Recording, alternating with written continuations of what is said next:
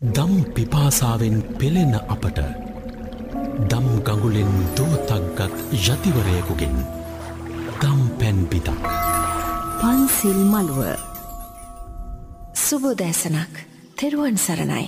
ඔබේ වටේ ඉන්න පිරිස මොන වගේද? ඔබේ හදවතටම දැනෙන අය ගැන කතා කරොත් අම්මා තාත්තා දරුවෝ යහළුවෝ ගැන කියලා කිව්වහම මම මේ කතා කරන්නේ කල්යාණ මිත්‍රයෝ ගැන. මොකද පවිටු මිත්‍රයොත් ඉන්නවනේ. ඒ කියන්නේ අපිව දුගතියට ඇදගෙන යන අය, මෙලොවදීම අපිට අපේ ජීවිතය අහිමි කරන අය, අපේ ජීවිතය අපිට නැති වුණාට පස්සේ අපිට වෙච්ච දේ දැනෙන්නෙත්. මම කතා කරන්නේ එහෙම අය ගැන නෙමෙයි. කොහොම වුණත් අපිට හුඟක් දයාබරව ජීවිතේ නිවැරදිම මඟ පෙන්වමින් ළඟින් රැඳෙන අය. ඒ අයටවත් පුළුවන්ද අපි මේ යන අවස්ථාවේ අපිව දිව්‍ය ලෝකයකට එක් කරගෙන යන්න? එහෙම නැත්නම් අපායට වැටෙන්න යනකොට අපිව අල්ලගන්න බැහැ නේද? එහෙමනම් මොකද්ද මාර්ගය? බුදුරජාණන් වහන්සේට වුණත් ඔබවත් මාවත් එක් කරගෙන යන්න බැරි ගමනක් ගැන මේ කියන්නේ. උන්වහන්සේ අපිට මඟ පෙන්නුවා. උන්වහන්සේ යන විදිහ කියලා දුන්නා. උන්වහන්සේ අපට උත්හාන වීරිය ඇති කරගන්න විදිහත් කියලා දුන්නා. එහෙමනම් ක්‍රියාත්මක විය යුත්තේ ඔබත් මමත් මේ මොහොතේ ඉඳලා. එහෙමනම් කුසල ශක්තිය අවදි කර ගනිමින් අපේ පුණ්‍ය ශක්තිය අවදි කර ගනිමින් සූදානම් වෙමු සිරස FM පන්සිල් මළුවේදී ධර්මයේ ශ්‍රවණය කරන්න. රහතුන් වැඩිමග ඔස්සේ ඔබට දහම් දේශනා කරන පූජ්‍ය රාජගිරියේ ආර්ය ඥාන ගරු ස්වාමීන්ද්‍රයන්න් වහන්සේ උදෑසන 8 වනතුරු ඔබට දහම් දේශනා කරાવી. බුදුන් දෙසූ මඟ සත්‍යය සොයා ගිය අපේ කාලයේ මුනිවරයෙකුගේ ආවර්ජනය. පන්සිල් මළුව. අද උදෑසනම ඔබ වට්ටක පිරිත ශ්‍රවණය කරානේ. වට්ටක පිරිතේ කතාවස්තු ඔබට මතකද? වටකුරුල්ලෙක් ගැන. බෝධිසත්ව ආත්මයක්ේ වටකුරුළු ආත්මය.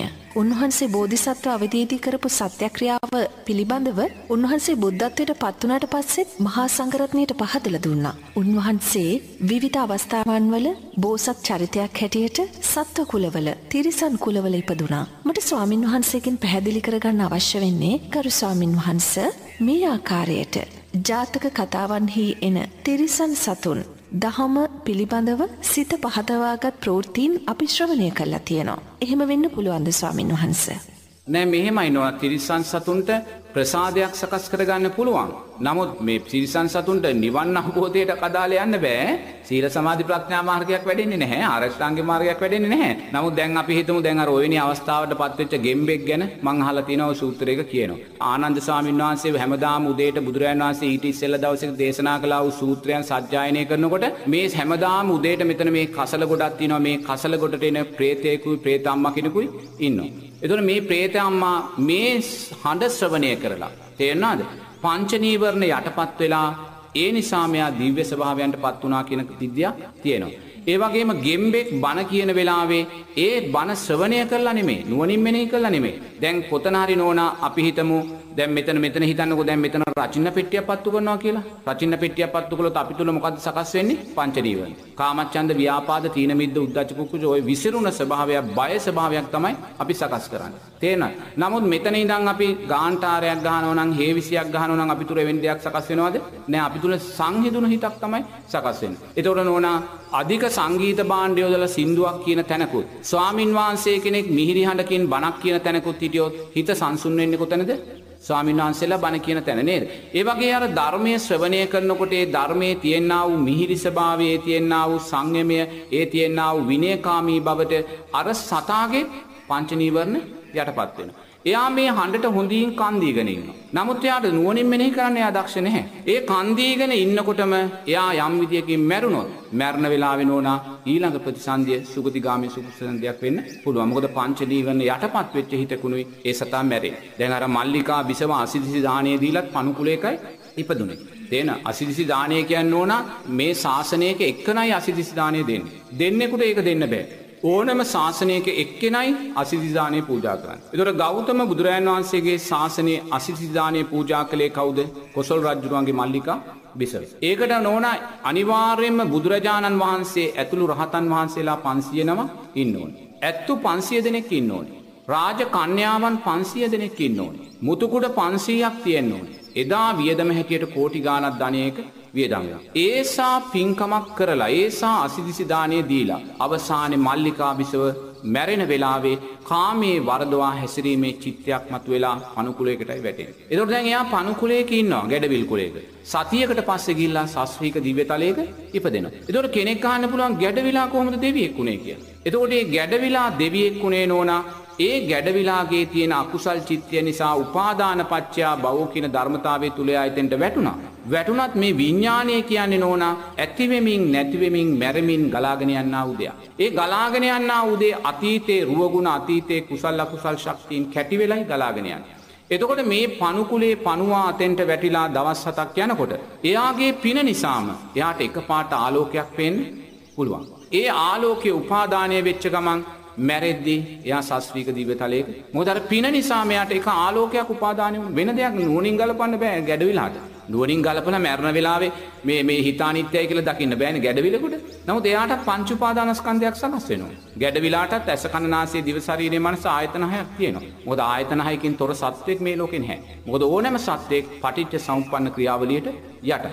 ආයතන හය තුලින් පස්සේ සිද්ධ වෙනවා. පස්සේ නිසා වේදනාව සිද්ධ වෙනවා. මේ පටිච්ච සම්පන්න ක්‍රියාවලිය තුලයි ඕනෑම සත්වෙක් ගමන් කරන්නේ. එහෙනම් අර අසිතසි දාණය දුන්නේ මල්ලිකාබිසව පණුකුලයක ඉපදිලා දවස් 7ක් යනකොට එයාගේ අතීත පුණ්‍ය ශක්තිය නිසා එයාට එකපාරට ආලෝකයක් තමයි සකස් කරලා පෙන්වන්නේ. ඒ ආලෝකේ උපාදානය කරගත්තම දිව්‍යතලයේ දිව්‍යාංගනාවක් වෙලා උප්පත්තිය සකස් කරගන්නවා. ඔබ ඉන්නේ සිරස FM පන්සිල් මළුවේ කතා කරන්න අපිට 0112848888න් රහතුන් වැඩිමග ඔස්සේ ඔබට දහම් දේශනා කරන පූජ්‍ය රාජගිරිය ආර්ය ඥාන ස්වාමින් වහන්සේ ඔබට දහම් කරුණු පැහැදිලි කරනවා. මේ විරාමෙන් පස්සේ ස්වාමින් වහන්සේ අපට පැහැදිලි කරාවේ බුදුදහමට අනුව කෙනෙකුගේ ජීවිතේ වැදගත්ම අවස්ථාවක් මොකක්ද? දම් පිපාසාවෙන් පෙළෙන අපට දම් ගඟුලෙන් දෝතක්ගත් යතිවරයෙකුගෙන් දම් පැන් පිටක් පන්සිල් මළුව සිරස FM පන්සිල් මළුවට කතා කරන්න 0112848888න් රහතුන් වැඩිමග ඔස්සේ ඔබට දහම් දේශනා කරන පූජ්‍ය රාජගිරිය ආර්ය ඥාන ස්වාමින් වහන්සේ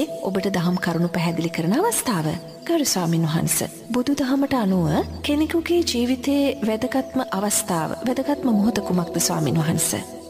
මෙහෙමයි නෝනා කෙනෙක්ගේ ජීවිතේ වැදගත්ම අවස්ථාව කියලා කිව්වොත් කෙනෙක් කියනවා ඉපදුන අවස්ථාව උපන් දිනය තමයි මගේ ජීවිතේ වැදගත්ම අවස්ථාව කියලා. සමහරෙක් කියනවා මම විභාගයේ පාස් වුණ දවස තමයි විශ්වවිද්‍යාලයට ගිය දවස තමයි වැදගත්ම දවස කියලා. තව කෙනෙක් කියනවා මම විවාහ වෙච්ච දවසේ එහෙම නැත්නම් මම රැකියාවට ගිය දවස තමයි මගේ වැදගත්ම දවස කියලා. තවත් කෙනෙක් කියනවා මට මුල්ම දරුවා හම්බ වෙච්ච දවසයි මගේ ජීවිතේ වැදගත්ම දවස කියලා. නමුත් නෝනා ධර්මානුකූලව අපේ ජීවිතයේ තියෙන වැදගත්ම මොහොත අභියෝගාත්මක මොහොතන තීරණාත්මක මොහොත තමයි මරණය කියන තැන නෝනා.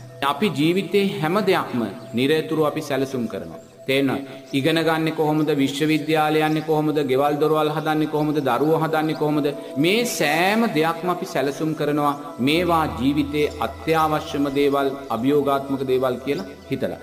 නමුත් නෝනා මේ සියල්ලටම වඩා අභියෝගාත්මක දේ අනතුරුදායක දේ තමයි මරණය කියන කාරණය.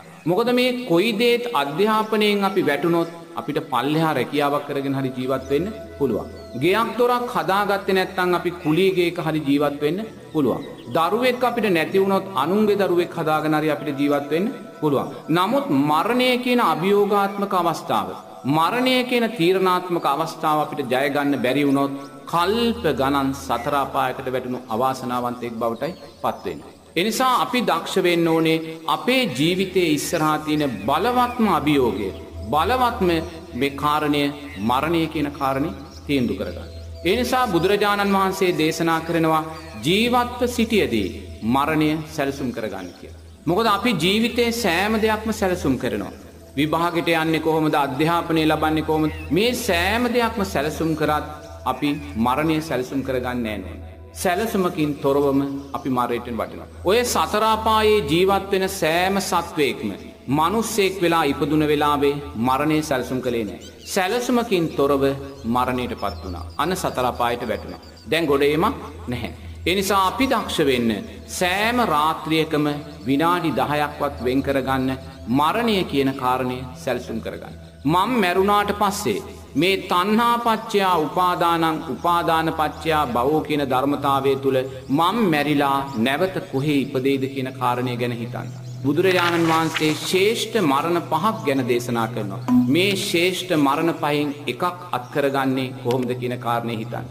බුදුරජාණන් වහන්සේ දේශනා කරනවා තමන්ගේ මේ නියසිලට පස් ටිකක් අරගෙන මැරෙන සත්වයින්ගේ මෙපමණයි සුගතිගාමී වෙන්නේ කියලා මේ බුදුරජාණන් වහන්සේ නියසිලට අරන් පෙන්නන පස් ටිකෙන් එක වැලි කැටයක් වෙන්නේ කොහොමද කියන කාරණේ හිතන්න. මට අම්මා කෙනෙක් තාත්තා කෙනෙක් ආච්චි කෙනෙක් සීයා කෙනෙක් හිටියා. ඒ අය මැරුණා තණ්හා පච්චයා උපාදානං උපාදාන පච්චයා භවෝ කියන ධර්මතාවය යටතේ ඒ අය කොහේ ඉපදෙන්නේ නැද්ද කියලා හිතන්න. මෙහෙම හිතමින් දවසට රාත්‍රියට විනාඩි 10ක්වත් මරණය සැලසුම් කරගන්න උත්සාහ ගන්න. ඔබ මරණය සැලසුම් කරමින් දවසින් දවස ඉස්සරහට අරන් ගියොත් මැරෙන වෙලාවේ ඔබ බියටපත් වෙන්නේ නැහැ. ඔබ දක්ෂයි මරණය ධර්මානුකූලව කළමනාකරණය කරගන්න. ඒ නිසා නිරේතුරුවම ජීවත්ව සිටියදී මරණය සැලසුම් කරගන්න. මොකද අපේ ජීවිතයේ ඉදිරියේ තියෙන භයානකම අනතුර භයානකම අභියෝගය මරණය. මේ මරණය කියන අභියෝගය ජය ගන්න අපිට බැරි වුණොත් කල්ප ගණනක සතර අපායට වැටුණු අවාසනාවන්තයෙක් බවටයි අපිපත් වෙන්නේ. ගරු ස්වාමීන් වහන්ස දානයක් දීම පිළිබඳව අපි විවිධ දහම් කාරණා ශ්‍රවණය කොට තිබෙනවා. එතකොට වඩාත් ආනිශංස සහිත වීමට නම් කෙනෙක් දෙන දාණය එය Tamanගේ අතින්ම, ඒ කියන්නේ සියතින්ම පිළියෙල කොට පිළිගැන්වීම වඩාත් වටිනවා නේද ස්වාමින් වහන්සේ? එහේ බුදුරජාණන් වහන්සේ කාරණා පහක් දේශනා කරනවා. දහනයක් එක පැත්තකින් මහත්ඵල මහානිසංස ලබන්න. එකක් තමයි සද්ධාවෙන් දන් දෙන්න ඕනේ. දෙවෙනි දේ තමයි ගෞරවයෙන් දන් දෙන්න ඕනේ. තුන්වෙනිව කර්මය කර්මඵල විශ්වාසයෙන් දන් දෙන්න ඕනේ. හතර වෙනුවෙන් ප්‍රණීතව දන් දෙන්න ඕනේ. පස් වෙනුවෙන් සියතින් සකසාගත් දෙයින් දන් දෙන්න ඕනේ. සද්ධාවෙන් දන් දෙනවා කියන්නේ මොකද්ද? මේ බුදුරජාණන් වහන්සේලාගේ ශ්‍රාවකයන් උදෙසායි මම දැන් දෙන්නේ. මම මේ සාරිපුත්ත මහරහතන් වහන්සේ මුගලන් මහරහතන් වහන්සේ අරමුණු කරගෙනයි මන් දෙන්නේ.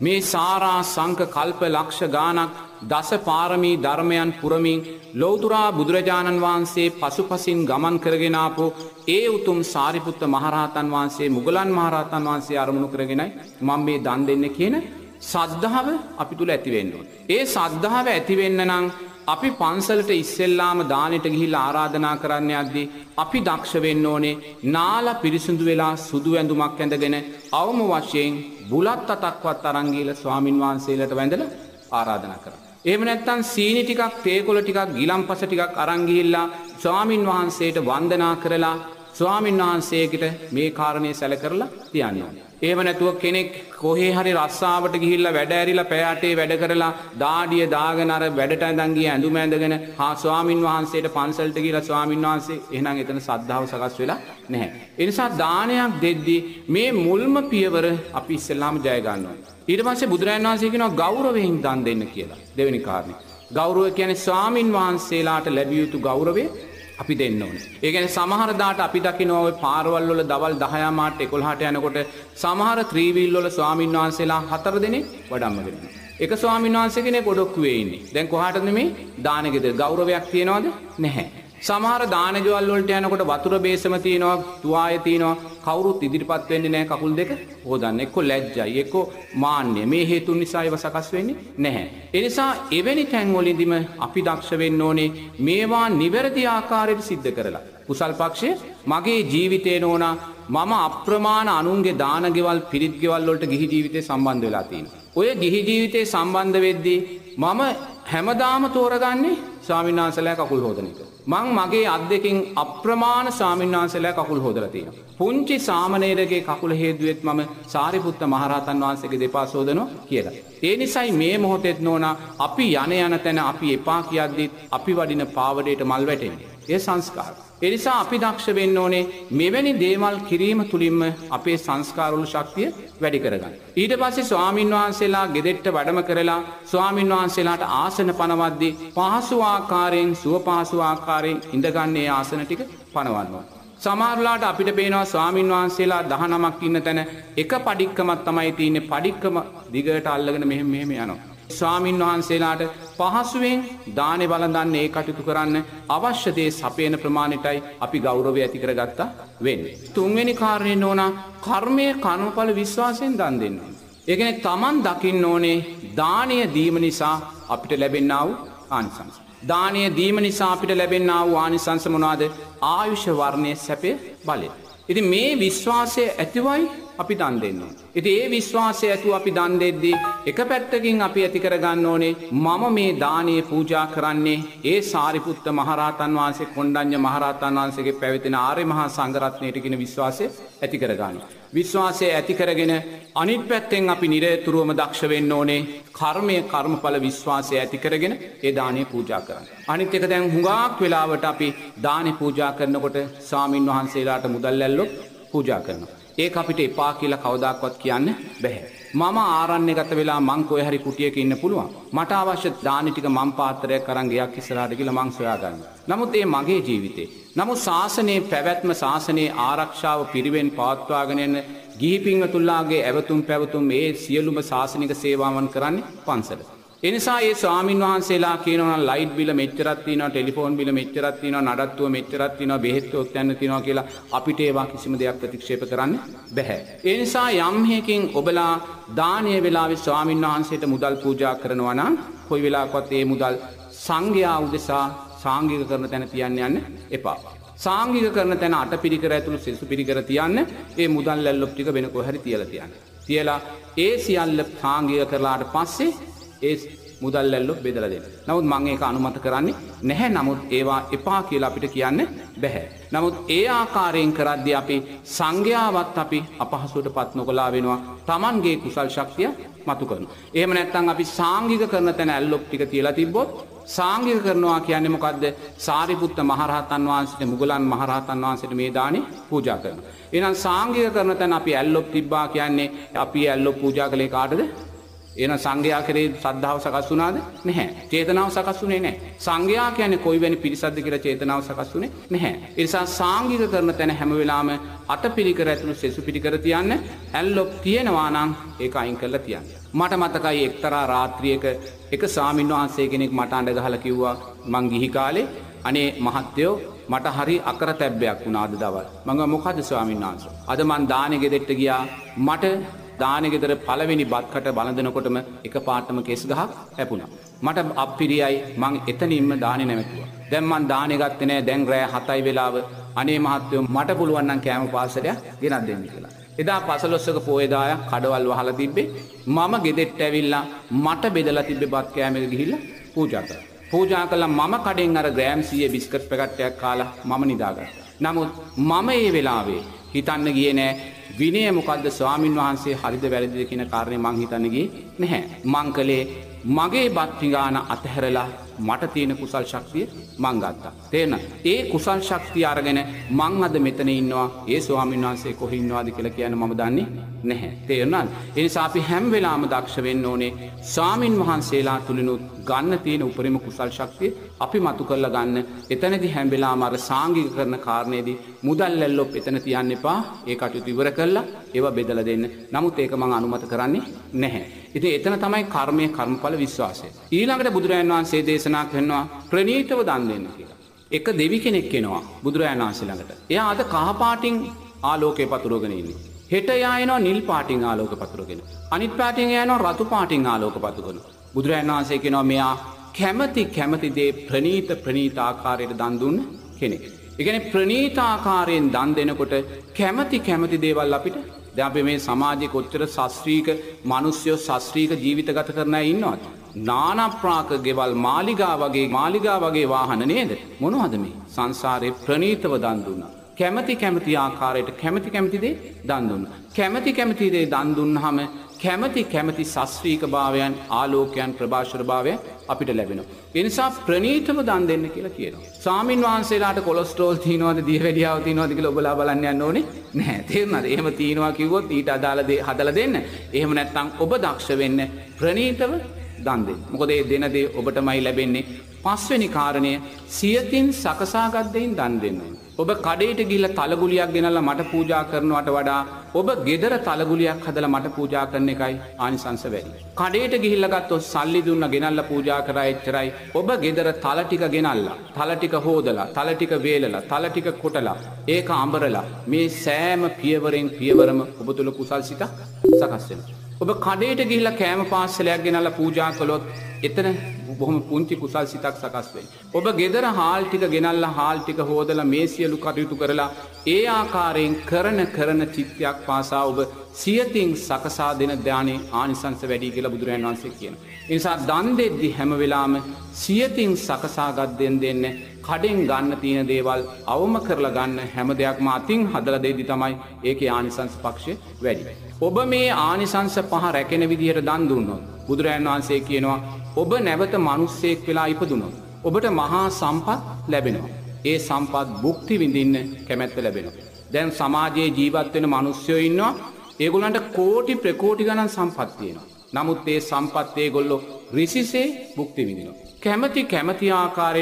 කැමති ආකාරයට සැප විඳිනවා. ඇයි ඒ පෙර ජීවිතේ දන් දුන්නා මේ කාරණා පහෙන් පරිපූර්ණවයි දන් දුන්නා. දැන් කෙනෙක් ඉන්නවා. එයා දන් දෙනවා. නමුත් මේ කාරණා පහ සම්පූර්ණ කරන්නේ නැහැ. ඒ කාරණා පහ සම්පූර්ණ නොකිරීම නිසා දන් දීම නිසා එයත් සස්ත්‍රීක වෙලා ඉපදෙනවා. නමුත් ඒ ඉපදිච්ච සස්ත්‍රීක භාවයේ භුක්ති විඳින්න එයා කැමති නැහැ. සමහරු ඉන්නවා කෝටි ගාණක් වටිනා ගෙවල් තියෙනවා. ඒක කුලියට දීලා පුංචි ගේක තමයි ඉන්නේ. ගෙදර වාහනේ තියෙනවා. යන්නේ බස් එකේ. අල්මාරියේ ඇඳුම් කට්ටල 50ක් තියෙනවා. අඳින්න එකම ඇඳුමයි. තේරෙනවද? අප්‍රමාණ සල්ලි වේදම් කරලා කන්න බොන්න පුළුවන්. නමුත් කන්නේ කඩින්. ඇයි? දානය නිසා ලැබුණා. අර කාරණා පහ පරිපූර්ණ කළේ නැහැ. ලැබිච්ච දේ විඳින්න පින නැහැ. ඒ නිසා බුදුරජාණන් වහන්සේ කියනවා දානයක් දෙද්දී 1 සද්ධාව, 2 ගෞරවය, 3 කර්මය කර්මඵල විශ්වාසය, 4 ප්‍රණීතව දන් දෙන්න, සියතින් සකසා දන් දෙන්න. එයයි දානේ ලෞකික සැපේ ලබන්න පුළුවන් පැත්ත. අවබෝධයෙන් දන් දෙමු. දුකට වැටෙන කෙනෙක්ට සුගතිය කරා යාමට ඒ දානයම හේතුවක් කරගනිමු. මේ විරාමෙන් පසුව රහතුන් වැඩිමග ඔස්සේ ඔබට දහම් දේශනා කරන පූජ්‍ය රාජගිරියේ අරියඥාන ස්වාමින් වහන්සේගෙන් පැහැදිලි කරගනිමු දානය දීම පිළිබඳව. අපි දානය දීමට සිත ඇති කරගන්නා මොහොතේ ඉඳලා කුසල කර්මයන් උපරිමයෙන් රැස් කරගන්නා ආකාරයට ඒ කරන්නේ කොහොමද? විමසමු ස්වාමින් වහන්සේගෙන්. බුදුන් දෙසූ මඟ සත්‍යය සොයා ගිය අපේ කාලයේ මුනිවරයෙකුගේ ආවර්ජනය. පන්සිල් මළුව. කරු ස්වාමින් වහන්ස, ඔබ වහන්සේ අපිට නිරතුරුවම මතක් කරන දෙයක් තමයි දානයක් දෙනවා කියලා කියන්නේ තව කෙනෙකුට ආයු වර්ණ සැප බල කියන දේ අපි දෙනවයි කියන එක. ඒ කාරණේ ඇත්තටම හිතනකොටත් හිතට ලොකු සැනසීමක් දැනෙනවා. ඔබ වහන්සේගෙන් තවදුරටත් දැන ගැනීමට කැමති මේ දානයක් දීමේදී බෞද්ධයෙක් හැටියට කළ යුතු නිවැරදිම ආකාරය පිළිබඳව තවත් පැහැදිලි කිරීමක්. මෙහෙමයි දානයක් දෙද්දි නෝනා බුදුරජාණන් වහන්සේ කියනවා මේ සිතට අලංකාරයක් උදෙසා සිතට පරිස්කාරයක් උදෙසා දන් දෙන්න කියලා. කෙනෙක් දන් දෙනවා නෝනා මෙලවදි ලැබමි කියලා දන් දෙනවා. මෙලවදි ලැබෙමි කියන්නේ මම රැකියාවක් ලැබේවා, මට බිරිඳක් ලැබේවා, මට විවාහයක් හරි වේවා, මගේ අධ්‍යාපනයේ දියුණුව වේවා. දැන් සමහරු ගෙනල්ලා අපිට දානේ පූජා කරනවා. පූජා කළා කියන්නේ ස්වාමීන් වහන්සේ දෙසැම්බර් මාසේ අපේ දුවගේ O level අනේ විභාගේ පාස් වෙන්න ප්‍රාර්ථනා කරන්න කියලා. ඒ මොකක්ද එයා කියන්නේ? දන් දීලා මෙලවදී ලැබමි කියලා ප්‍රාර්ථනා කරගෙන ජීවත් වෙනවා. තව කෙනෙක් ඉන්නවා නෝනා. එයා දන් දීලා පරලොවදී ලැබමි කියලා දන් දෙනවා. ඒ කියන්නේ පරලොව දෙවියෙක් වේවා, නැවත ශාස්ත්‍රීය මිනිසෙක් වේවා කියලා ප්‍රාර්ථනා කරගෙන දන් දෙනවා. තව කෙනෙක් ඉන්නවා නෝනා. එයා පරම්පරාවෙන් එන නිසා එයා දාන දෙනවා. අපේ සීයා, අපේ ආච්චි, අපේ තාත්තා, අපේ අම්මා අහවල් ආරණ්‍යට අහවල් මාසේ අහවල් දානේ හැමදාම දුන්නා. ඒ දුන්න නිසා අපි දාන දෙනවායි කියන කාරණේ එයා දන් දෙනවා. තව කෙනෙක් ඉන්නවා නෝනා. එයා හිතනවා මේ මහාන බමුණන් එහෙම නැත්තම් සාමින් වහන්සේලා මිල මුදල් හම්බු කරන්නේ නැහැ, ආදායමක් නැහැ, ඒගොල්ලන්ට බිරින්දෑවරු දරුවෝ නැහැ. ඒ නිසා අපි ඒ අයට දන් දෙන්න ඕනේ කියන කාරණේ හිතමින් එයා දන් දෙනවා. තව කෙනෙක් ඉන්නවා නෝනා. එයා සතුට උදෙසා පමණයි දන් දෙන්නේ. එයා කෙනෙකුට ආහාර වේලක් දීලා ඒක කනවා දැකලා සතුටු වෙනවා. කෙනෙකුට ඇඳුමක් දීලා එයා අඳිනවා දැකලා සතුටු වෙනවා. ඊට වඩා දෙයක් එයා දන්නේ නැහැ. බුදුරජාණන් වහන්සේ කියනවා මේ සෑම දානයක්ම මහත්ඵල මහානිසංස නැහැ කියලා. මහත්ඵල මහානිසංස නැහැ. නමුත් ආනිසංස තියෙනවා. මේ සෑම දානයක්ම ආනිසංස තියෙනවා. සුගතිය ලැබෙනවා. නමුත් මහත්ඵල මහානිසංස නැහැ කියනවා. ඒතර බුදුරජාණන් වහන්සේ කියනවා මහත්ඵල මහානිසංස දානය මොකද්ද? මේ සිතට අලංකාරයක් උදෙසා, පරිස්කාරයක් උදෙසා දෙන දානයයි කියලා. මොන සිතටද? සමත විදර්ශනා සිතට. සමත විදර්ශනා සිත කියන්නේ මොකද්ද? මේ රූපය අනිත්‍යයි කියලා ඔබ දැක්කා වූ හිත. මේ වේදනාව, සංඥාව, සංස්කාර, විඥානයන් අනිත්‍යයි කියලා ඔබ දැක්කා වූ හිත. මේ ලෝකයේ දුකයි කියලා දැක්කා වූ හිත. මෙන්න මේ හිත ශක්තිමත් කරගන්න. මේ සිතට පරිෂ්කාරයක් හැටියට දන් දෙන්න කියලයි බුදුරජාණන් වහන්සේ දේශනා කරා. එහෙනම් දන් දීමේ සැබෑම අර්ථය මොකද්ද? දන් දෙමින් දානේ ආනිසංස ජීවිතයට ලැබමින් ඒ ආනිසංසයන්ගේ අනිත්‍යභාවය දකින්න. දන් දුන්නොත් මොකද්ද ලැබෙන්නේ? ආයුෂ, වර්ණය, සැපය, බලය. දන් දෙමින් දානේ ආනිසංස ජීවිතයට ලැබමින් ඒ ආනිසංසයන්ගේ අනිත්‍යභාවය දකිමින් ජීවත් වෙනවා. ඔබ S2 පියාගෙන මේ ඇස අනිත්‍යයි කියලා දකින වෙලාවේ ඔබ දකින්නේ දානේ ආනිසංසයන්ගේ අනිත්‍යභාවය. මොකද මේ ඇස යැපෙන්නේ, ඇස පෝෂණය වෙන්නේ මේ ආහාරය තුලින්මයි. එහෙනම් මේ ඇස අනිත්‍යභාවයට පත් වෙනවා කියන්නේ දානේ සංස්කාරයන් අනිත්‍යභාවයට පත් වෙනවා.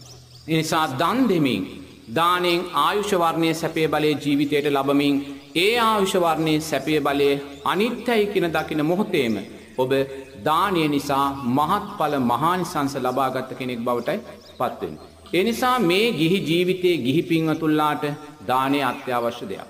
දානෙන් තොරව මේ ධර්ම මාර්ගය අපිට ඉස්සරහට යන්න බෑ. අපි යම් දවසක මේ ඇස මට අයිති නැහැ කියලා අතහැරෙන්න ඕනේ. මේක පටිච්ච සමුප්පන්නව ලැබුණ දෙයක් බව Taman දකින්න ඕනේ. නාම රූප පත්‍ය නාම රූප නිසා සකස් වුණා වූ සලආයතන. එහෙම පටිච්ච සමුප්පන්නව දැකලා මේ ඇස කෙරේ තියෙන තෘෂ්ණාව අතහැරෙන්න ඕනේ. එහෙනම් කවදා හරි මේ ධර්ම මාර්ගයේ අපි උතුම් චතුරාර්ය සත්‍ය අවබෝධ කරනවා කියන්නේ මේ ඇස පටිච්ච සමුප්පන්නව මට අයිති නෑ කියලා එයා දකිනවා. හේතුඵල ධර්මයස. එහෙනම් මේ ඇස මට අයිති නෑ කියලා අත්හැරෙන්න යන ගමනක් නම් අපි යන්නේ. සාක්කුවේ තියෙන පර්ස් එකේ තියෙන රුපියල් 100 දානීය උදෙසා අත්හැරින්න කැමති නැත්නම් අපිට මේ ගමන යන්න පුළුවන්ද? බැහැ. එතන සමාජයේ සමහරුන්ගේ මතයක් තියෙනවා අපි භාවනා කරන අය අපි දන් දෙන්නේ නැහැ කියලා. එහෙම පිරිසක් සමාජයේ ඉන්නවා. නමුත් ඒ ප්‍රකාශයේ ධර්මයට කොතනටවත් ගැලපෙන්නේ නැහැ.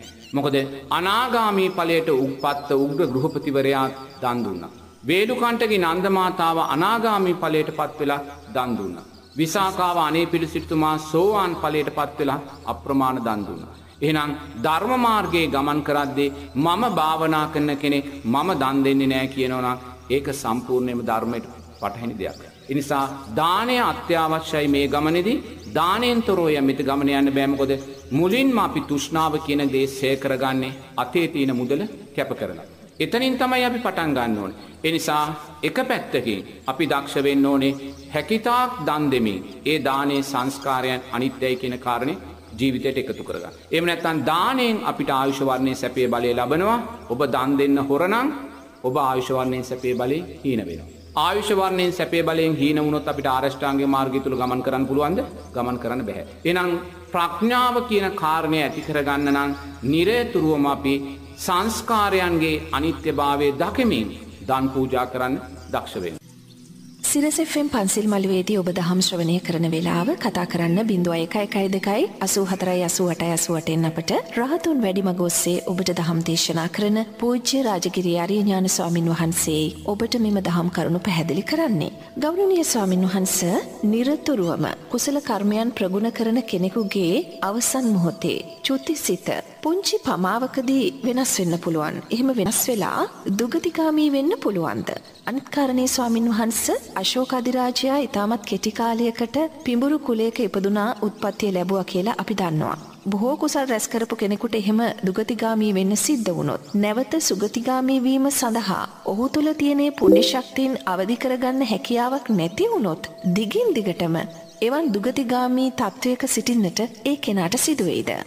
ඒක කියන්න බෑ නෝනා. දැන් අපි කියමු දැන් කෙනෙක් ඉන්නවා දන් දුන්නා නමුත් කර්මඵල විශ්වාසයක් තිබ්බේ නැහැ. එයා කැලේක අලියෙක් වෙලා ඉපදෙනවා. නමුත් දැන් කැලේ ඉන්න අලියා තුලින් කවදාකවත් කුසල් පක්ෂයක් වැඩෙන්නේ නැහැ. මොකද කැලේ ඉන්න අලියා හැම වෙලාවෙම ද්වේෂය තුලින් අනුන්ගේ වගා පාලු කරලා මිනිස්සු මරලා අනුන්ව බීතියටපත් කරලා අනිත් සතුන් බීතියටපත් කරලා එයා ද්වේෂය තුලම තමයි යා ජීවත් වෙන්නේ. එතකොට එයාට නැවත සුගතියක් ලැබෙන්නේ නැහැ නෝනා. නමුත් තවත් කෙනෙක් ඉන්නවා. ඒ අලියා පින් ශක්තිය නිසා එයා දේවාලයක නැත්තම් පන්සලක තමයි එයා හැදෙන්නේ. දේවාලේ පන්සලේ හදන ඇලියා බුදුන් වන්දනා කරනවා, මල් පූජා කරනවා, ධාතු කරුණුන් වහන්සේ වඩම්මනවා, දාස් ගණන් මිනිස්සයාට සාදුකාර දෙනවා. මිනිස්සයා ඇසුරේ තමයි හැදෙන්නේ. මේ හේතුව නිසා එයාට ඊළඟ ජීවිතේ මනුස්ස ජීවිතයක් ලබා ගැනීමේ හැකියාව තියෙනවා. එතකොට එහෙමනම් හැම කෙනාටම මේ தත්ත්වේ නැහැ. ඒ ඉපදිච්ච තැන අලෝභ අද්වේෂ අමෝහයන් වැඩෙන තැනක් නම් ඊට අදාළව යාගේ ප්‍රතිසන්දිය සුගතිගාමි වෙන්න පුළුවන්. එහෙම නැත්නම් අපි പ്രേත ලෝකෙට වැටුණොත් එතන වැටෙන්නේ ලෝභ ද්වේෂ මෝහයමයි. කොච්චර පිනක් තිබ්බත් විපාකෙට එන්න විදියක් නැහැ. නමුත් පරදත්ත රූප ජීවී බවට පත් වෙනවා. ඒ වගේ මිත්‍යා දෘෂ්ටික යක්ෂ කණ්ඩායමකට වැටුණොත් අපිට නැවත ගොඩ එන්න පුළුවන් කම නැහැ. ඒ වගේම දරුණු සතෙක් වෙලා ওই කොටියා කියන්නේ සිංහයා කියන්නේ පෙර ගොඩක් දන් දීපු අය. නමුත් ඒගොල්ලන්ට කවදාකවත් ගොඩ එීමක් නැහැ. මොකද ඒගොල්ලෝ නිරතුරුවම සත්ව ඝාතනය තුලයි ජීවත් වෙන්නේ. ඒ නිසා අපි එතෙන්ට වැටුණාට පස්සේ අපි තුලින් වැඩෙන්නා වූ ධර්මතාවයන් කුසල් අකුසල් මත තමයි අපිට ඒකෙන් ගැලවෙන්න පුළුවන්කම ලැබෙන්නේ. අපි වැටුන තැන අප්‍රමාණ සත්ව ඝාතන කරන තැනක් නම් සිල්පද බිඳෙන තැනක් නම් ලෝභ ද්වේෂ මෝහයන් වැඩෙන තැනක් නම් අපිට මතුවීමට අවස්ථාවක් දෙන්නේ නැහැ නෝනා. ඒ වයිකින් කවදා හරි දවසක අපි ගොඩාපු දවසට තමයි මතුවලා ඉන්නේ. එතකම් මතුවෙන්නේ නැහැ. අවබෝධයෙන් දන් දෙමු.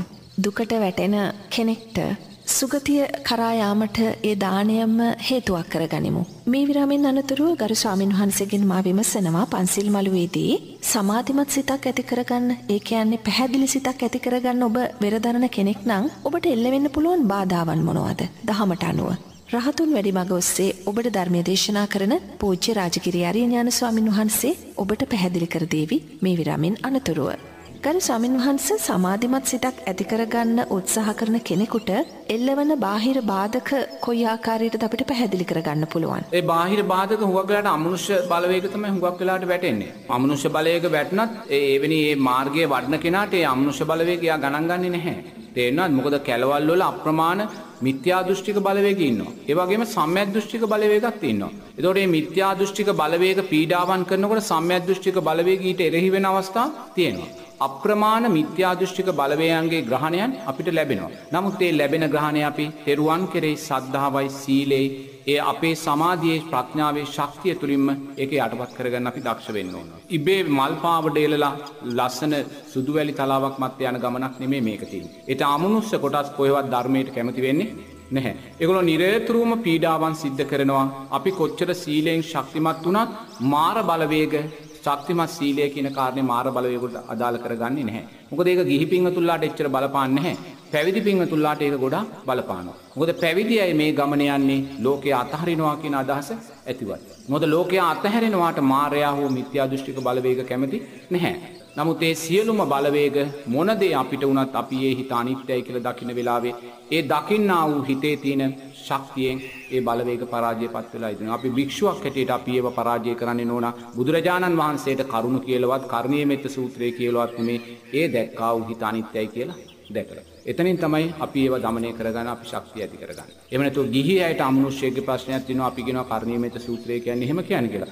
පැවිදි ජීවිතේ අපි මෙන්න ඕන අපි ඒව ධර්මයේ තුලින්ම ඒ හිතේ අනිත්‍යභාවය දකිමින්ම රූපේ අනිත්‍යභාවය දකිමින්ම අපිව පරාජය කරන්න දක්ෂ වෙනවා. ස්වාමීන් වහන්සේ සිරස FM පන්සිල් මළුවට ලැබුණු ප්‍රශ්නයක් මේ ඔබ වහන්සේට ඉදිරිපත් කිරීම සඳහා සෑමදා පින් වැඩෙන ක්‍රියාවන් මොනවද කියලා ස්වාමීන් වහන්සේ මේ ප්‍රශ්නෙන් විමසනවා. සෑමදා පින වැඩෙන පින්කම් තමයි අටමහා කුසල් කියන්නේ. තේරෙනවද? දැන් අටමහා කුසල් වලට අයිති ඔය අෂ්ට පරිස්කාර පූජාවන්, කටින පින්කම්, ඒ වගේම බුදු පිළිම වහන්සේලා පින්කම්, ඒ කියන්නේ කුටි පූජා කිරීම පින්කම්, පන්සල් හැදලා පූජා, වැසිකිලි කැසිකිලි පූජා, එවැනි පූජාවන් තුලින් ඕන ඒවා නිරේතුරුවම කෙනෙක්නා පරිහරණය කරනවා. මොකද ඒවා නිරේතුරුව පරිහරණය වෙනකොට ඒවා තුලින් සැනසෙල්ලක්, කායික සැනසෙල්ලක් ලබන කෙනා නිසාම අප්‍රමාණ කුසල් ශක්තිය මතුවෙනවා. ඒ නිසා නිරේතුරුවම කුසල් වැටෙන පින්කම් තමයි නෝන ඔය අටමහා කුසල් කියන කාරණා. මොකද ඒවා අනිත්‍යය පරිහරණය කරනකොට, අනිත්‍යය ඒවායින් ප්‍රයෝජනය ගන්නකොට, අනිත්‍යය ඒවා තුලින් ධර්මයේ ශක්තිය ඇති කර ගන්නකොට තමා දක්ෂණං තමාට නිරේතුරුවම පින් වැඩෙන පින්කම් බවට ඒවා පත් කරගන්න පුළුවන්. ස්වාමීන් වහන්සේ වසංගත රෝගවලින් මිදී ජීවත් වෙන ක්‍රමය පිළිබඳව බුදුරජාණන් වහන්සේ බුදුදහමට අනුව පැහැදිලි කර දෙන්නේ කොහොමද ස්වාමීන් වහන්සේ? ඉන්නේ වසංගත රෝගවලින් මිදීම ගැන ඕන. ඉතින් දැන් අර විශාලා මහනුවර මහා දුර්භික්ෂයක් ඇති වෙනවනේ නේද? ඒ දුර්භික්ෂයක් ඇති වෙලා මහා ව්‍යසනයක් වෙනවනේ. ඉතින් ඒ දුර්භික්ෂය ඇති වෙලා මහා ව්‍යසනය ආව කියලා බුදුරජාණන් වහන්සේ වැස්සටවත් ඉඩෝරයටවත් දොස් පවරන්න ගියේ නැහැ. ඉතින් ඒක හේතුඵල ධර්මයක්. ඒ අමනුෂ්‍යයන්ගේ ග්‍රහණය වැඩි වීම නිසා, අමනුෂ්‍යයන් බලවත්භාවයට පත් වීම නිසා, මනුෂ්‍යයා ධර්මයෙන් හීනභාවයට පත් වෙනවා. අමනුෂ්‍යයන්ගේ බලය වැඩි වෙනවා. අමනුෂ්‍යයන්ගේ බලය වැඩි වෙනකොට අමනුෂ්‍යයන් මනුෂ්‍යයන්ට රෝගාබාධ පීඩාවන් නැති කරනවා. ඉතින් එවැනි හේතුන් නිසා නෝනා මේ වසංගතයන් ඔයනි දේවල් පැතිරෙනවා කියන්නේ ඒවා හේතුඵල ධර්මයන්මයි. වෙන දෙයක් නෙමෙයි නෝනා. හේතුඵල ධර්මයන්ම මේ හේතුන් මේ මිනිස්යා අකුසලයට යොමු වෙන්න අදාළ ලෝකේ සාධක සකස් වෙනවා නෝනා. මේ ලෝකේ වෛද්‍ය විද්‍යාව කොච්චර දියුණු වුණත් තේරුණාද? කවදාක්වත් මේ වෛද්‍ය විද්‍යාවට මේ සංස්කාරය යටපත් කරන්න බෑ. වෛද්‍ය විද්‍යාව මේ ලෝකයේ තියෙන ඉහළම ඖෂධය නිපදවන්න පුළුවන්. ඒ වෛද්‍ය විද්‍යාව මේ ලෝකයේ තියෙන ඉහළම ඖෂධය නිපදුවත් ඒ ඖෂධයට ඔරොත්තු නොදෙන රෝගයක් මනුස්සයා තුලින් සකස් වෙනවා. ඒ නිසා කවදාකවත් වෛද්‍ය විද්‍යාවට මේ සංස්කාර ඉක්මෝල යන්න බැහැ නෝනා. ඒක බුදුරජාණන් වහන්සේ දේශනා කරනවා. එතකොට මේ රෝගේ මතු කරලා දුන්නේ කවුද? දුස්සීලභාවය විසින්. එහෙනම් මේ මනුස්සයාගේ මේ තියෙන විනාශය, මේ තියෙන උවදුරු, මේ තියෙන රෝග සියල්ලම දුස්සීලභාවයේ ඵලයන් නෝනා. දුස්සීලභාවයේ වැඩි වෙන්න වෛද්‍ය ලෝකයට අභියෝගයක් තමයි මනුස්සයා තුලින් එක්ල වෙන්නේ. ඒ නිසා කවදාකවත් වෛද්‍ය විද්‍යාවට ලෝකයේ ජය ගන්න බැහැ නෝනා. ඒ නිසා නිරේතුරුවම ඒ තාක්ෂණයේ කොච්චර දියුණු වුණත් ඊට වඩා බලවත් විස බීජයක් මනුස්සයා තුලින් සකස් වෙනවා. විස බීජ කවුද සකස් කරන්නේ? දුස්සීලභාවය. දැන් ඒඩ්ස් කියන විස බීජය සකස් කළේ කවුද? දුස්සීලභාවය. සමාජ රෝග කියන විස බීජය සකස් කළේ කවුද? දුස්සීලභාවයම. ඒ වගේ මනුස්සයා මූණ දෙන්නා වූ මේ සෑම රෝගයක්ම දුස්සීලභාවයේ ඵලයන්මයි. ඔය කොලෙස්ටරෝල් දියවැඩියාව ගත්තත් ඔවා දුස්සීලභාවයේ ප්‍රතිඵල නැයි. රසය කෙරෙහි තියෙන තෘෂ්ණාව වැඩි. මේ රසයේ අනිත්‍යභාවයන් දකින්නේ නැහැ. අකුසල් මූලයන් වැඩි. ලෝභ ද්වේෂ මෝහයන් වැඩි. ඒ නිසාම දුස්සීලභාවය විසින්ම මනුස්සයාගේ රෝගාබාධයන් වැඩි කරනවා නෝන. ඔන්න දැන් කියනවා අහවල් රටේ කිරිපිටි වල මෙහිම වෛරසයක් කියලා මුළු සත්තු ටිකම මරලා දානවා. එහෙමනම් කියනවා අහවල් රටේ ඔන්න කුකුලන්ට මෙහෙම රෝගයක් හැදිලා පැතිරිලා යනවා කියලා. බුල්ඩෝසර් වලින් වලවල් හාරලා තමයි කුකුළු මරලා දාන්නේ. එතකොට මේ පැත්තෙන් අකුසලයක් විපාක දෙනකොට ඒ අකුසලයේ නිසා තව බරපතල අකුසල් කළා සමාජය. ඕක තමයි ලෝකය කියන්නේ නෝනා. ඔයින් තොරව ලෝකයක් දකින්න බෑ. අකුසල් කරන්න මේවයි ස්වභාවය වැඩි වෙනවා නෝනා. ඉතින් එහි ස්වභාවයයි දකින්න නිසා වසංගත කියන්නේ නෝනා මිනිස්යාට තව අකුසල් සිද්ධ කරගන්න ඇති වෙන්නා වූ දේවල්මයි. ඒ අකුසල් වැඩිපුර සිද්ධ කරන්න හේතුව සකස් කරන්නේ කවුද? දුස්සීලභාවය විසින්. එහෙනම් මේ ලෝකයේ තියෙන ශ්‍රේෂ්ඨම ඖෂධය සිල්පද පහ නෝනා. සිල්පද පහට වඩා ශ්‍රේෂ්ඨ ඖෂධයක් මේ ලෝකේ නැහැ. ඒ නිසා මේ ලෝකේ මොන ඖෂධ ගත්තත් වැඩක් නැහැ සිල්පද පහ දුර්වල කරගන්න ඕන. කවුරු හරි මොන ඖෂධ ගත්තත් සිල්පද පහ දුර්වල කරගෙන මේ ජීවිතේ සැනසෙල්ල ඉපදුනත් ඊළඟ ජීවිතය වැටෙන්නේ සතර අපායට. ඒ නිසා මේ ලෝකයේ තියෙන ශ්‍රේෂ්ඨම නිරෝගීභාවය, ශ්‍රේෂ්ඨම ශක්තිය තමයි මේ සිල්පද පහ කියන කාරණා. ඔබ සිල්පද පහ ආරක්ෂා කරගෙන මේ ලෝභ, ද්වේෂ, මෝහ අකුසල් වලින් බැහැර වෙලා ජීවත් වුණොත් ඒ කුසල් ශක්තිය විසින්ම අතීත අකුසල් පවා යටපත් කරන්න ඔබට පුළුවන්කම තියෙනවා. එතනයි අපි හිත පිහිටන්නේ. එහෙම නැත්නම් වෛද්‍ය විද්‍යාවෙන් මේ ලෝකේ ජය ගන්න කවදාකවත් බෑ නෝන. එහෙම හිතන්න පුළුවන් කෙනෙක් වෘත්තීය මමත්වයේ දැඩිභාවය නිසා අපිට මේ ලෝකයේ සූපත් කරන්න පුළුවන් කියලා. නමුත් ලෝකයේ සූපත් කරන්න හදන සෑම කෙනෙක්ම රෝගීභාවයට අදාළ සංස්කාරයන් තුලයි ජීවත් වෙන්නේ. එයාත් කවදා හරි අංශභාග හැදිලා රෝගී වෙලා ලෙඩ ඇඳේ ඉඳලා මැරෙන ස්වභාවයෙන් ඉඳගෙන තමයි එයා ලෝකයේ සූපත් කරන්න යන්නේ. ඒ නිසා නිරේතුරු අපි දක්ෂ වෙන්න ඕනේ මේ ලෝකය අපිට සූපත් කරන්න බෑ. ඒක දැක්කේ ප්‍රථම කෙනා තමයි ලෝතුරා බුදුරජාණන් වහන්සේ. උන්වහන්සේ දැක්කා මට ලෝකයේ සූපත් කරන්න බෑ. ඒ නිසා මට සූපත් වෙන්න ධර්මයක් මම මතු කරලා ගන්න ඕනේ කියලා තමයි අතීතයේ පාරමී ශක්තිය තුලින් මේ උතුම් ආරෂ්ඨාංගික මාර්ගය මතු කරලා ගන්න. ඒ නිසා මේ ලෝකයේ දුක තුනි කරන එකම මාර්ගය ආරෂ්ඨාංගික මාර්ගයයි. ආරෂ්ඨාංගික මාර්ගයෙන් බැහැර දුක තුනී කරන මාර්ගයක් මේ ලෝක ධාතු තුල නැහැ නෝනා. ස්වාමින් වහන්සේ ලස්සන පින්බර ජීවිතයක් ගත කරන ආකාරය බුදුදහමේ පැහැදිලිවම තියෙනවා. නමුත් සමහරව සියල්ල අනිත්‍යයි කියලා කොණ්ඩේ පීරන්නේ නැහැ. මූණ සෝදන්නේ නැහැ. තමන්ගේ එදිනදා වැඩ කටයුතු ඔක්කොම පැත්තකට කරලා ඉගෙන ගන්නෙත් නැහැ. රැකියාවට යන එකත් කරදරයක් බවට පත් වෙලා පෞල් ජීවිත ඇතුලේ ප්‍රශ්න ඇති කරගෙන ස්වාමින් වහන්සේ ඒක එහෙම විය යුතුද ස්වාමින් වහන්සේ? නෑ මේ බුද්ධ ධර්මයේ කියන්නේ නෝන සැපය පෙන්වන මාර්ගයක්. බුදුරජාන් වහන්සේ කොතනකවත් දුක කියන කාරණේ පෙන්වන්නේ නැහැ. දැන් මේ මිනිස්යාට වෙලා තියෙන මිනිස්යා දුක කියන කාරණේ හඳුනන්නේ නැහැ. මිනිස්සයා හිතන්නේ මේ සැපේ කියන්නේ මේ ක්‍රිකට් ගහනවා, වොලිබෝල් ගහනවා, මේ රාත්‍රී සමාජ ශාලාවට ගිහිලා සතුටු වෙනවා, ඔය විනෝද සංචාරය යනවා, ඕවා තමයි සැපේ කියලා හිතන්නේ. ඉතින් ඕවා වැළැක්වුණොත් දුක කියලා හිතන්නේ එතනයි. නමුත් දුක කියන්නේ ඕක නෙමෙයි නෝනා. බුදුරජාණන් වහන්සේ දුක කියලා කියන්නේ මේ සතර අපායේ තියෙනා වූ දුක. මේ සතර අපායේ මේ මිනිස්සෙක් මේ ජීවිතේ කොච්චර ලස්සනට සෙල්ලම් කළා, කොච්චර ලස්සනට විනෝද වුණත් වැඩි මොනොත් අවුරුදු 70ක් විනෝද වෙයි. ඔය අවුරුදු 70 සතුටු වෙලා සතර අපායට වැටුනොත් කල්ප ගානක් සතර අපාය දිගයි. ඒ නිසා බුදුරජාණන් වහන්සේ කියන්නේ අනේ සිල්පද ආරක්ෂා කරගෙන මේ කාමයන්ගෙන් බැහැර වෙලා ජීවත් වෙන්න කියලා. මිනිස්සයා සෙල්ලම් කරනවාට අකමැතිකම හින්දා නෙමෙයි. මිනිස්සයා දුකට වැටෙනවාට අකමැති හින්දා නෙමෙයි. බුදුරජාණන් වහන්සේ කියනවා අනේ මේ මිනිස්සයා ලස්සන්ට කාලා බීලා ඇඳලා ජීවත් වෙලා hina වෙලා ඉන්නවා දකින්න මම නම් අකමැති නෑ කියලා. මම මේවාට අකමැති නිසා නෙමෙයි මම කියන්නේ මේවෙන් වෙන් වෙන්න කියලා. මේවා ඒ තරම් අනතුරුදායක නිසායි මං කියන්නේ මේවෙන් වෙන් වෙන්න කියලා. මේවැ ආදීනවේ බරපතල නිසායි අපි මේවෙන් වෙන් වෙන්න කියන්නේ. දැන් අපි කියමු ක්‍රිකට් තරගයක් තියෙනවා කියලා. දැන් ක්‍රිකට් තරගයේ උදේ 9ට පටන් අරන් රාත්‍රී 5 වෙනකන් නැත්තම් රෑ 6ට පටන් අරන් රෑ 10 වෙනකන් ඔන්න ක්‍රිකට් මැච් එක ගහනවා. දැන් ලක්ෂ ගාණක් ජනතාව ගිහිලා නරඹන්න මේ මැච් එක බලනවා. දැන් මේ සිල්ලම් කරන මහත්තුරු තුලත් බලන මහත්තුරු තුලත් මොකද්ද සකස් වෙන්නේ? ලෝභ, ද්වේෂ, මෝහ. මේ ක්‍රිකට් මැච් එක බලන පැය 5 පුරාවට නැත්නම් පැය 8 පුරාවට ඒ සියලු දෙනාම ක්‍රීඩා කරන මහත්තුරුත් ප්‍රේක්ෂකයෝ සකස් කරගන්නේ ලෝභ, ද්වේෂ, මෝහ අකුසල මූලයන්මයි. කොතනකවත් කුසල් එක සිතක් සකස් වෙන්නේ නැහැ ඒගොල්ලෝ තුල. මොකද ඒගොල්ලෝ බලාගෙන ඉන්නේ අරයා බෝලයක් කරලා අරයා අවුට් වෙන්නේ කොයි වෙලාවද කියලා එතන ද්වේෂය සකස් කරගෙන ඉන්නේ. තේරෙනවද? ඒ නිසා නිරතුරුවම තමන්ගේ ප්‍රතිවාදියා පරාද වෙනකම් ප්‍රතිවාදියාට පහර වැදෙනකම් එතන ද්වේෂය වැඩි කරමින් එයා තුල ලෝභ ද්වේෂ මෝහ වැඩෙන්නේ. බුදුරජාණන් වහන්සේ සෙල්ලම් කරන්න එපා කියලා අපි කාටවත් කියන්නේ නැහැ. විනෝද වෙන්න එපා කියලා අපි කාටවත් කියන්නේ නැහැ. බුදුරජාණන් වහන්සේ කියන්නේ ඒව කරන්න. ආදීනවේ මේකයි. ආදීනවේ මේකයි. ආදීනවේ දැකලා කැමති කෙනෙක් මේකෙන් මිදෙන්න. එහෙම නැතුව බුදුරජාණන් වහන්සේ තරම් සැපයට යන පාරක් පෙන්නපු ශාස්ත්‍රුන් වහන්සේ කෙනෙක් මේ ලෝකේ නෑ පෙන්වන්නේ. මේ ලෝකේ තියෙන ශ්‍රේෂ්ඨම සැපය වෙන සක්‍රියා කියන තැනට යන්නත් බුදුරජාණන් වහන්සේ අපිට පාර පෙන්නලා තියෙනවා. මේ ලෝකේ ශ්‍රේෂ්ඨම සැපයන් වෙන මේ තුසිතේ යාමයේ නිම්මාන රතියේ පරිනිම්මිත වසවත්තියේ තාවතින්සේ වගේ සස්ත්‍රීක දිව්‍ය තල වලට යන්නත් පාර බුදුරජාණන් වහන්සේ අපිට දේශනා කළා. මේ මනුස්ස කුලවල ඉපදිලා රජ කෙනෙක්, සිටු කෙනෙක්, ඇමති කෙනෙක්, ප්‍රභු මහේශාක්‍ය කෙනෙක් වෙන්නත් පාර අපිට කියලා දීලා තියෙනවා. එහෙනම් බුදුරජාණන් වහන්සේ තරම් සැපයට කියන මාර්ගය පෙන්නපු වෙන ශාස්ත්‍රුන් වහන්සේ කෙනෙක් මේ ලෝකේ නැහැ. ප්‍රශ්නේ තියෙන්නේ අපිට මේක ගලප ගන්න බැහැ නෝනා. අපි මේ ලස්සනයි කියලා සැපයි කියලා දකින්නේ මේ ජීවිතේ මේ ගත කරන මේ කාරණේ විතරයි. දැන් අපේ ජීවිතේ දැන් අපි හිතමු දැන් සැපේ කියලා කියන්නේ තරුණයෙක් ගන්නකො. එයා ලස්සනට මේ වර්තමානයේ තියෙනවනේ නවීන පන්නේ ඇඳුම් පැළඳුම් නේද?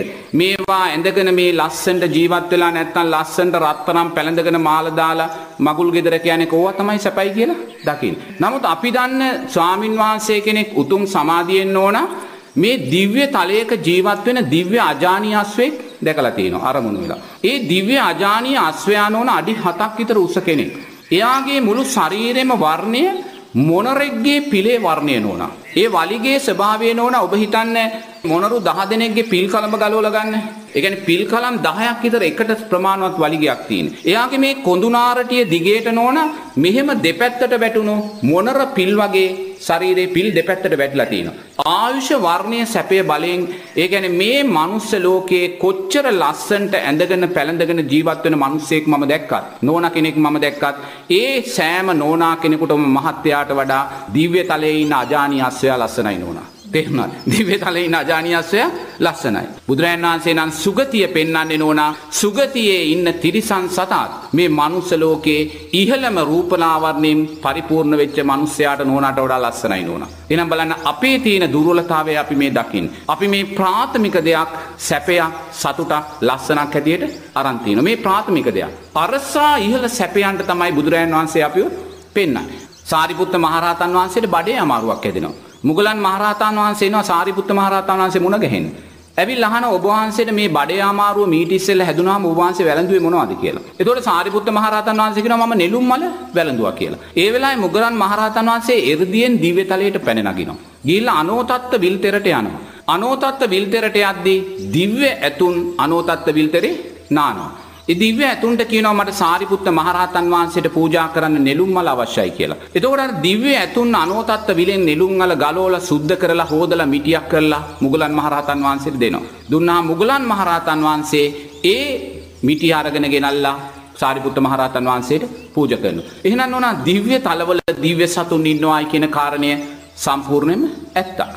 සමහර දිව්‍ය ඇතුන් ඒගොල්ලන්ගේ මේ දල් වලට රත්තරන් කොපු දාලා මේ නලලට නලල් පට දාලා මේ කකුල් වලට ගෙජ්ජි දාලා එහෙම තමයි ඒගොල්ලෝ පහළ වෙන්නේ. එහෙ පහළ වෙනකොටම ඉතින් ඒසා ශාස්ත්‍රීය තැන බුදුරජාන් වහන්සේ සුගතිය කියලා පෙන්වන්නේ ඔය සැපේටයි නෝන. නමුත් අරසා සැපයක් ලෝකේ තියෙද්දි අපි මේ සැපේ කියලා අල්ලන් ඉන්නේ මොකද්ද?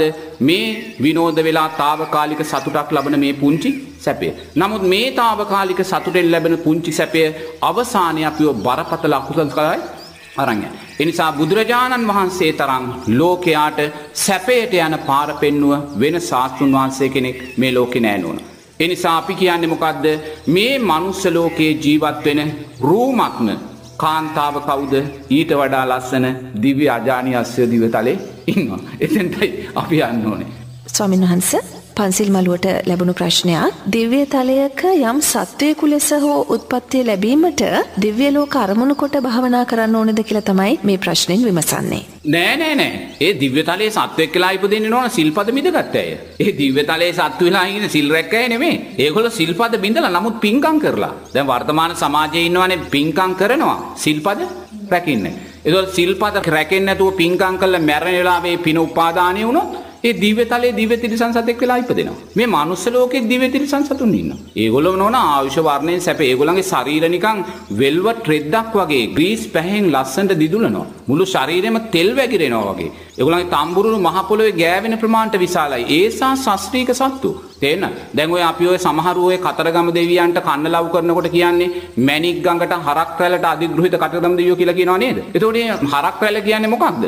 ඒ හරක් රැල් කියන්නේ නෝන ඔය මේ හම්බන්තොට පැත්තේ කතරගම් පැත්තේ අර ගොම ගොඩේ මුත්‍රා ගොඩේ läගලා ඉන්න හරක් නෙමෙයි. ඒ හරක්ට දෙවියෝ දිවෙස්සලායිද දෙවි කෙනෙක්? ඒවට නෙමෙයි. ඒ හරක් ගාලා කියන්නේ අර දිව්‍ය ස්වභාවයේ හරක්. ඒගොල්ලෝ දෙවියන් ආශ්‍රිතව දෙවියන් ඇති දැඩි කරන දෙවියන් ඒවෙන් ඵල ප්‍රයෝජන ගන්න හරක් ඒගොල්ලෝ. ඒ දිව්‍ය ස්වභාවයේ හරක් රැල්ලට තමයි කතරගම දෙවියෝ අධිග්‍රහිතයි කියන්නේ. දිවෙස්සලනවා කියන්නේ. ඒ නිසා දිව්‍ය සතෙක් වෙලා උප්පත්තිය ලබන්නේ සිල් බිඳගත් පින්කම් කරපු කෙනෙක්මයි. සිල් රැක්ක පින්කම් කරපු කෙනෙක් කවදාකවත් දිව්‍ය සතෙක් වෙලා උපදින්නේ නැහැ.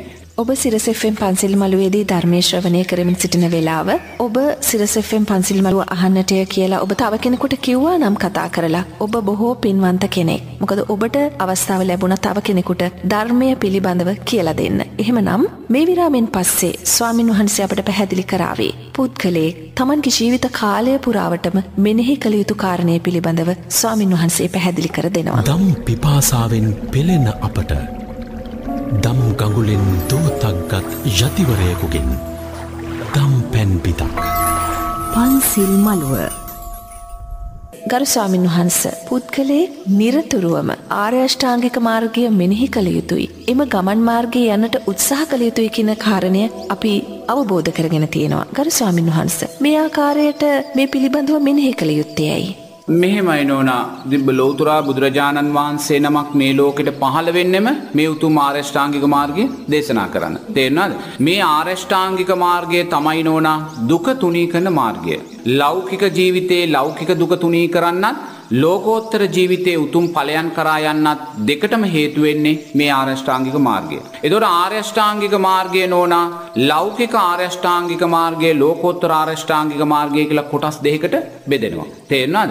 ඒතකොට අපි මුලින්ම මේ ධර්ම මාර්ගය තුල ගමන් කරනකොට නෝනා ලෞකික ආරෂ්ඨාංගික මාර්ගය තුලයි ජීවත් වෙන්නේ. ඒතකොට ලෞකික ආරෂ්ඨාංගික මාර්ගයේ සම්මා දිට්ඨිය කියලා කියන්නේ මොකද්ද? තෙරුවන් කෙරෙහි සද්ධාව, කර්මය, කර්මඵල විශ්වාසය, මැරිලා හේතුඵල ධර්මයන් අනුව නැවත ඉපදිනවා කියන විශ්වාසය, දන් දුන්නොත් සිල් රැක්කොත් එහි ආනිසංස තියෙනවා කියන විශ්වාසය, අම්මා තාත්තාගේ ගුණයන් තියෙනවායි කියන විශ්වාසය. දැන් ඔබතුමිය ඔය විශ්වාසය තුල ජීවත් වෙනවද? ජීවත් වෙනවා නම් ලෞකික සම්මාදිට්ඨිය තුල ජීවත් වෙනවා. එතකොට නෝනා ඔබතුමිය ලෞකික සම්මාදිට්ඨිය තුල ජීවත් වෙනවා නම් ඒක ඔබතුමියට සැපක්ද දුකක්ද? සැපයක්. දැන් ඔබ තුල තෙරුවන් කෙරෙහි සද්ධාව නැත්තම්, කර්මය කර්මඵල විශ්වාසයක් නැත්තම්, අම්මා තාත්තාගේ ගුණ හඳුනන්නේ නැත්තම්, දන් දුන්නොත් සිල් රැක්කොත් ආනිසංස තියනවා කියලා දන්නේ නැත්තම් ඔබතුමිය නිතරම අකුසලයේ තුලයි ජීවත් වෙන්නේ. ඊළඟට සම්මා සංකප්පය. සම්මා සංකප්ප කියන්නේ අවිහිංසා සංකප්ප, අව්‍යාපාද සංකප්ප, නෙක්ඛම්ම සංකප්පය. ඔබ අවිහිංසාව තුල ජීවත් වෙනවා නම්, අව්‍යාපාදයේ තුල ජීවත් වෙනවා නම්, නෙක්ඛම්මය අතහැරීම මොනවද අතහරින්නේ? ලෝභ, ද්වේෂ, මෝහයන් අතහැරලා අලෝභ, අද්වේෂ, අමෝහයන් තුලට එනවා. ඔබ එහෙනම් මේ අවිහිංසාව තුල, අව්‍යාපාදයේ තුල, නෙක්ඛම්මයේ තුල ජීවත් වෙනවා නම් සැපද්ද දුකද්ද? සැපයක්. එහෙනම් මේ සැපයට තියෙන මාර්ගය. ඊළඟට බුදුරජාන් වහන්සේ දේශනා කරන සම්මා වාචා යහපත් වචන. ඔබ බොරු කියන්නේ නැත්නම්, පරුස වචන කියන්නේ නැත්නම්, සම්පප්පලාප කියන්නේ නැත්නම් ඔබ තුල දුකක්ද සැපක්ද ඇති වෙන්නේ? සැපයක්. ඊට පස්සේ සම්මා කම්මන්තෝ. ඔබ සතුන් මරනවා නම්, ඔබ සොරකම් කරනවා නම්, කාමයේ වර්ධවා හැසිරෙනවා නම් ඔබ සැපෙන්ද දුකෙන්ද ජීවත් වෙන්නේ? දුකෙන්. නමුත් ඔබ සතුන් මරන්නේ නැත්නම්, සොරකම් කරන්නේ නැත්නම්, කාමයේ වර්ධවා හැසිරෙන්නේ නැත්නම් ඔබ සැපයක් ලැබෙන්නේ. සම්මා ආජීවෝ කියන්නේ මොකද්ද? වැරදි ආජීවයෙන් මිදෙනවා. ඔබ මත් වතුර විකුණනවා නම්, වෙඩි බෙහෙත් විකුණනවා නම්, වසවිස විකුණනවා නම්, මස් මාංශ විකුණනවා නම්, වහල් වෙළඳාම, සත්ත්ව වෙළඳාම කරනවා නම් ඔබ සැපෙන්ද දුකෙන්ද ජීවත් වෙන්නේ? දුකෙන්. නමුත් ඔබ මේ වයින් මිදිලා සම්මා ආජීවයේ තුල ජීවත් වෙනවා නම් එය සැපයක්ද දුකක්ද? සැපයක්. ඊළඟට සම්මා වායාමෝ. සම්මා වායාමෝ කියන්නේ නෝනා කළා වූ කුසල් තව ශක්තිමත්ව කරනවා. නොකළා වූ කුසල් අලුතෙන් කරන්න පටන් ගන්නවා. කළා වූ අකුසල් අයින් කරලා දානවා. නොකළා වූ අකුසල් කරන්නේ නැහැ. ඔබ කරන්නා වූ කුසල් තව තව ශක්තිමත්ව කරද්දී, නොකළා වූ කුසල් තව තව මතු කරලා ගනිද්දී සැපක්ද දුකක්ද සකස් වෙන්නේ? සැපක්. ඔබ කරන්නා වූ අකුසල් අඩු කරගනිද්දී, නොකළා වූ අකුසල් කරන්නේ නැති වෙද්දී සැපද දුකද සකස් වෙන්නේ? සැපයක්. එහෙනම් සම්මා වායාමෝ කියන්නේ සැපයට ඇති මාර්ගයක් නෝනා. ඊට පස්සේ සම්මා සමාධි. සම්මා සමාධි කියන්නේ ඔබ පංච නීවරණයන් යට කරගෙන ජීවත් වුණොත්. ඒ කියන්නේ ඔබ තුල කාමච්ඡන්දයන්, ව්‍යාපාදයන්, තීන මිද්ද, උද්ධච්ච කුක්කුච්ච, විචිකිච්ඡා කියන කාරණා යටපත් වෙලා තියෙනවා නම් සැපයක්ද දුකක්ද? සැපයක්. සම්මා සතිය කියන්නේ නෝනා එයා දුක දේ දුක හැටියට දැකලා ජීවත් වෙනවා. අසුබ දේ අසුබ විදියට දැකලා ජීවත් වෙනවා. අනාත්ම දේ අනාත්ම විදියට දැකලා ජීවත් වෙනවා. දුක දේ දුක හැටියට දැක්කනම් අපි කවදාක්වත් අපි සතු දේ වෙනස් වෙනකොට අපි දුකටපත් වෙනවද? නැහැ. අසුබ දේ අසුබ වැටියට අපි දැක්කනම් අපේ දේ අසුබභාවයට පිළිකුලටපත් වෙනකොට අපි දුකටපත් වෙනවද? නැහැ. අනාත්ම දේ අනාත්ම භාවයට දකිද්දී අපි තුල තියෙන දේ වෙනස් වෙනවා නම් අපි කවදාකවත් දුකටපත් වෙනවද? නැහැ. එහෙනම් නෝනා සම්මා සතිය තුල ජීවත් වෙද්දී ඒක සැපයට තියෙන මාර්ගයක්. ලෞකික ආරෂ්ඨාංගික මාර්ගය සැප ලැබෙන්නා වූ මාර්ගයක්. නමුත් මේ ලෞකික ආරෂ්ඨාංගික මාර්ගයේම ලෝකෝත්තර නුවණින් දකිද්දී අන ලෝකෝත්තර ආරෂ්ඨාංගික මාර්ගය සපත් වෙනවා. දැන් ඔබතුමිය හිතන්න දැන් ඔබ මේ ලෞකික ආරෂ්ඨාංගික මාර්ගයේ තියෙනා වූ සැපය දැකලා ඔබ ලෞකික ආරෂ්ඨාංගික මාර්ගය තුල ජීවත් වෙනවා. ඒතකොට ලෞකික ආරෂ්ඨාංගික මාර්ගය තුල ජීවත් වෙනකොට ඔබ තුලින් වැඩෙන්නේ මොකද්ද? කුසල් පක්ෂයමයි වැඩෙන්නේ. ඒතකොට කුසල් පක්ෂයේ වැඩෙන්න ඔබ කොහාටද යන්නේ? සුගතියට. නමුත් ඒ සුගතිය කියන දේ නිට්ටයද අනිත්‍යද? අනිත්‍යයි. මේ කාරණා තුලින් වැඩෙන්නා වූ සුගතියට අදාළ සංස්කාරයන් අනිත්‍යයි කියලා දකින වෙලාවේ ලෝකෝත්තර සම්මාදිට්ඨියට පත් වෙනවා. ලෝකෝත්තර ආරෂ්ඨාංගික මාර්ගයට පත් වෙනවා. මේ ලෝකයේ තියෙන සැප වැඩෙන මාර්ගය ආරෂ්ඨාංගික මාර්ගයයි. එහෙනම් ඔබට අද දවසේ ජීවිතේ ප්‍රශ්නයක් ගැටලුවක් මතුවෙනවා නම් ඒ ප්‍රශ්නය ගැටලුව මතුවෙච්ච තැනදී ඔබ හොයන්නවා ප්‍රශ්නය කොතනින්ද ආවේ කියන කාරණේ නෙමෙයි. ඔබ දකින්න ඕනේ ඔබ අද ආරෂ්ඨාංගික මාර්ගයේ හිටියේ නැහැ කියන කාරණේ. ඔබ අද ආරෂ්ඨාංගික මාර්ගය තුල හිටියානම් ඔබට ප්‍රශ්නයක් මතුවෙන්න තැනක් නැහැ. ආරෂ්ඨාංගික මාර්ගය තුල හිටියා කියන්නේ ඔබ සතිය තුල හිටියා. සතිය තුල හිටියානම් ඔබ හේතුඵල ධර්මයන්ට අනුව ධර්මයට අනුව ලෝකය බලන්න, ලෝකය ගලප ගන්න, ලෝකය දකින්න දක්ෂයි. ඒ නිසා නුනා බුදුරජාණන් වහන්සේ කියනවා මේ ආරෂ්ඨාංගික මාර්ගය තමයි ගිහි පින්වතටත් පැවිදි පින්වතටත් ලෞකික ජීවිතයටත් ලෝකෝත්තර ජීවිතයටත් එකම සැප ඇති මාර්ගය කියලා. අද දවස ඔබේ ජීවිතේ තවත් වටිනාම දවසක් වේවි. වටිනා දහම් කරුණු වලින් පෝෂණය වෙච්ච ඔබේ මනස තව දුරටත් ඔබව දුගතියෙන් ඈත් කරાવી. සුගතිගාමී වන්නට උත්සාහය, අධිඨන, උත්ථාන වීරිය ඔබ තුල ඇති කරගන්න. තවත් කෙනෙකුට මේ සුන්දර ගමන් මාර්ගය, බුදුදහමට පිවිසෙන මාර්ගය පිළිබඳව කියලා දෙන්න. ඔබ බොහෝ කුසල් රැස් කරගත් අයෙක් වේවි. එහෙමනම් අද දවසේදී සිරස් FM පන්සිල් මළුවේදී ධර්මයේ ශ්‍රවණය කරපු ඔබ සියලුම දෙනාට තෙරුවන් සරණයි. එසේම අපේ ගෞරවනීය ස්වාමින් වහන්සේ නගරෙන් ඈත් වෙලා තමන්ගේ සිත සමාධිමත් කර ගැනීමේ උතුම් කාර්යයෙහි දැඩි අදිටනින් යුතුව අදිෂ්ඨානයෙන් යුතුව වීරිය ගන්නා මේ මොහොතේ අපි උන්වහන්සේට ආශිර්වාද කරමු. කිසිදු උපද්‍රවයකින් තොරව උන්වහන්සේගේ අවසාන අරමුණ කරා යන්නට උන්වහන්සේ සතු කුසල් ශක්තිය හේතු වේවා මේ දුන්නා වූ ධර්මදානමය බලය උන්වහන්සේට ඉමහත් වූ ශක්තියක් ආශිර්වාදයක් රැකවරණයක් වේවා. තෙරුවන් සරණයි ගරු ස්වාමින් වහන්සේ. ඔබ වහන්සේට රහතුන් වැඩිමග ඔස්සේ ඔබට දහම් දේශනා කළ පූජ්‍ය රාජකිරියේ අරිය ඥාන ස්වාමින් වහන්සේ ඉදිරි දිනයක වැඩම කරાવી ඔබ වෙනුවෙන්ම ධර්මය දේශනා කරන්නට. තෙරුවන් සරණයි. දැස් පියාගන්න. එන්න මා සමග මේ අරණට. තුරුපත් සෙලවෙන හඬ පවා ඇසෙන දහම් අරණෙන් නැගෙන දම්කඳ විඳගන්න. පන්සිල් මළුව රහතුන් වැඩිමග ඔස්සේ ඔබට දහම් දේශනා කරන පූජ්‍ය රාජකිරිය අරිය ඥාන ස්වාමින් වහන්සේ විසින් පැහැදිලි කරන ලද උතුම් දහම් කාරණා සහිත අන්තර්ගත වුණු රහතුන් වැඩිමග ඔස්සේ 7 වන කොටස පොතක් හැටියට දැන් ඔබට පරිශීලනය කිරීමේ අවස්ථාව තියෙනවා. ඉතින් ඔබත් වාසනාවන්ත වන්න. එහි තොරතුරු තවදුරටත් ඔබ ළඟ තබාගෙන පරිශීලනය කරන්නටත් තව කෙනෙකුට ධර්ම දානමය පින්කමක් හැටියට ලබා දෙන්නටත් ඔබට පුළුවන්.